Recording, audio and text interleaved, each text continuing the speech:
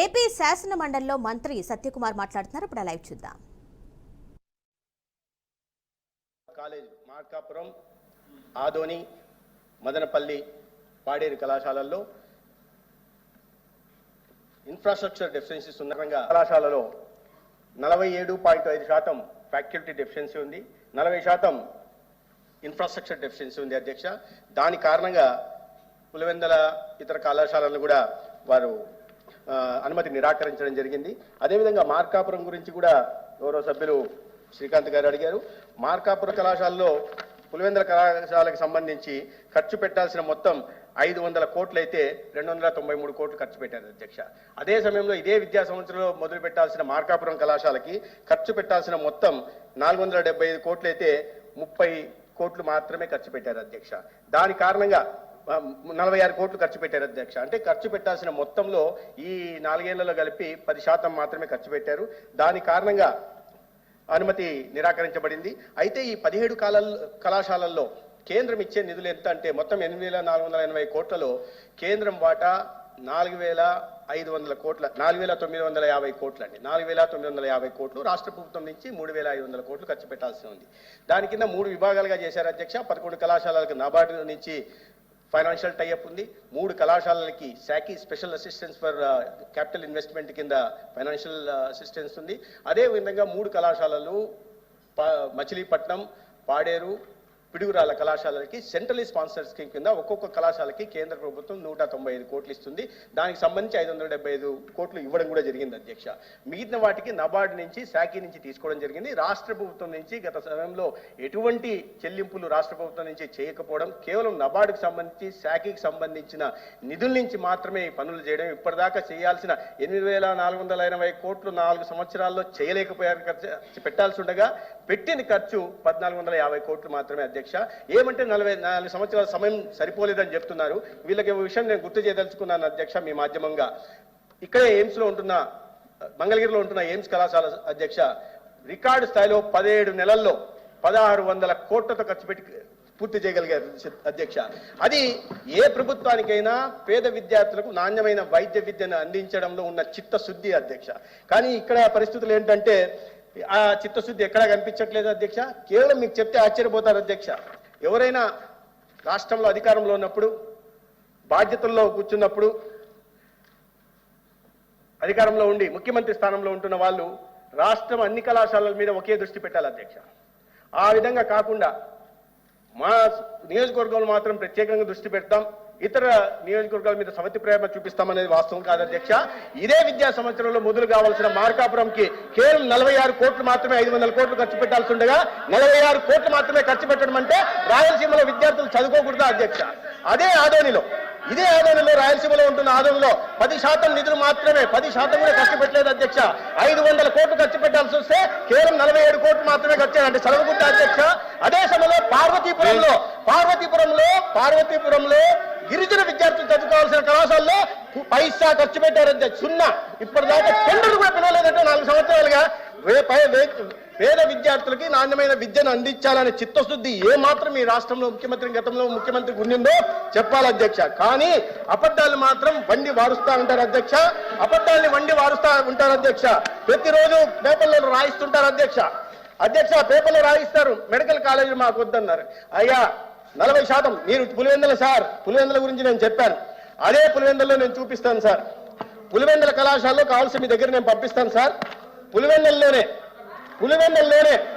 పులివెందుల్లో హాస్పిటల్ ఒకటి కట్టారు అధ్యక్ష. ఇది హాస్టల్ కళాశాల ఒక్క హాస్పిటల్ మాత్రం కట్టారు. ఈ ఫోటోలు చూడండి అధ్యక్ష. మేము అధికారంలోకి వచ్చే నాటికి ఒక హాస్పిటల్ మాత్రం కట్టి, హాస్టల్ కట్టకుండా, కాలేజ్ బిల్డింగ్లు కట్టకుండా, అమ్మాయిల కళాశాలకు అమ్మాయిలు హాస్టల్లో ఉండాల్సిన దాన్ని 4 గోడలు మాత్రం కట్టే అమ్మాయిలు మేము ఎక్కడ పెట్టి చదివించారు అధ్యక్ష.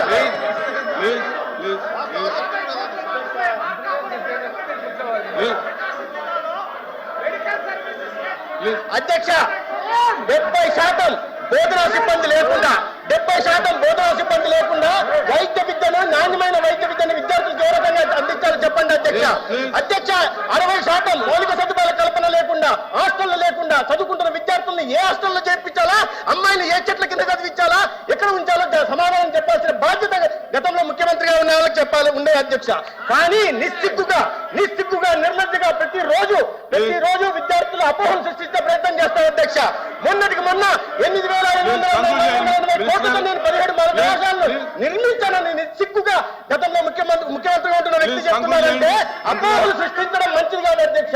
ప్రభుత్వం ఏదైనా సరే ప్రభుత్వం ఉన్నప్పుడు తర్వాత ప్రభుత్వం బాధ్యతలు తీసుకోవాల్సింది. కానీ నేను నిర్మించానని అపోహలు చెప్తుంటే సంపద సృష్టిస్తానని విద్యార్థులు చెప్తే ఇవాళ విద్యార్థులకు 17 కళాశాలలు లేక విద్యార్థులంతా చదువులకు దూరం అయిపోతున్నారని చెప్తున్నారు. 700 సీట్లు రావాల్సిన సీట్లు రాలేదంటున్నారు. దీనికి బాధ్యత వహించాల్సింది ఎవరు? దీనికి మౌలిక సదుపాయాలు కల్పించాల్సిన బాధ్యత ఎవరిది? ఫ్యాకల్టీ డెఫిషియన్సీకి కారణం ఎవరు? సమాధానం చెప్పండి అధ్యక్ష. ఇది సమాధానం చెప్పాల్సిందిగా మీరు కోరాలి అధ్యక్ష. ఆ పార్టీ గౌరవ సభ్యులు నేను అడుగుతున్నాను. వాళ్ళ ముఖ్యమంత్రి గారు రోజు అబద్ధాలను వండి వారిస్తుంటే అసత్యాలను చెప్తుంటే ఈ రకంగా దీని సమర్థత లేదా అధ్యక్ష? సమర్థత ఉంది అధ్యక్ష. రికార్డు స్థాయిలో ఒక సంవత్సరంలో తాడేపల్లి భవనాన్ని కట్టారు అధ్యక్ష. రికార్డు స్థాయిలో 26 జిల్లాల్లో ప్రభుత్వ ఆస్తుల్ని గౌరవ శాఖ సంబంధించిన ఆస్తులు తీసుకుని వైఎస్ఆర్సీపీ పార్టీ కార్యాలయాన్ని కట్టారు అధ్యక్ష. రిషికొండ గుండు కొట్టి 450 కోట్లతో విలాసవంతుల భవనాలు నిర్మించుకున్నారు. కానీ పేద విద్యార్థులకు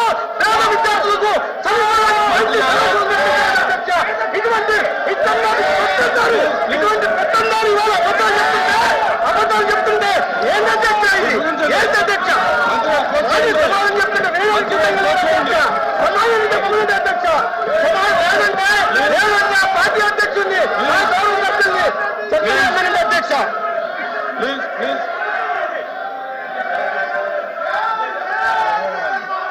ప్లీజ్ కూర్చోండి.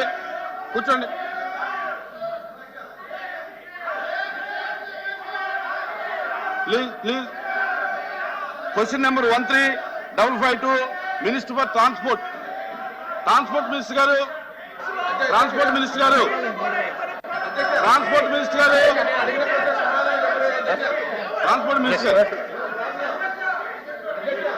ప్లీజ్ 1 minute ఎల్ఓపి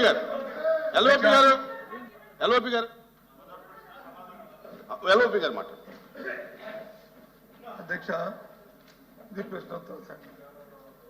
సభ్యులు ప్రశ్న అడిగారు, మంత్రులు వచ్చి గౌరవ మంత్రులు వచ్చి సమాధానం చెప్తూ అందులో వారు మాట్లాడుతున్న మాటలు రాజకీయ ఉపన్యాసాలు అవి చేయడం అనేది సంబంధించిన ఒకటి. అది నచ్చకొచ్చే మాట మాట్లాడి ఇంకా సంబంధించిన రెండు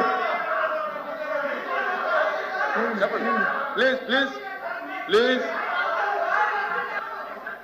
అచ్చినాలి. ప్లీజ్ కూర్చోమనండి.